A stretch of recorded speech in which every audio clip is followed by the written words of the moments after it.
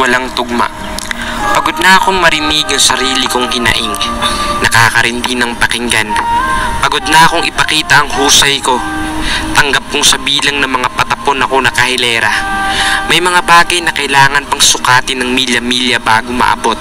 Ang tanong, kaya bang rektahin ng pansukat ang hanggang dulo? Malamang hindi, kaya ang sagot, hindi rin mangyayari. O teka, intindi ba ng mababaw mong pangunawa ang daing ng pusong naghihikaos? Paano mo aantabayanan? Paano ka dadamay? Paano mo malalaman ang punto ng storyang to? Hindi mo nga batid ang sagot sa teorya ko. Sandali, tumugma ba ang huling linya? Nagkasala na ba ako? Dahil sa pangahas na kontradiksyon sa pamagat? O di pasensya, pinatunayan ko lang na hindi ako perpekto. Kung husgan niyo ako base sa mali ko, mali ka. Maaari bang magsaliksik ka muna sa maraming magandang bagay na nailathala ko? Di nakakayanan sa ikaw na tinadaanan.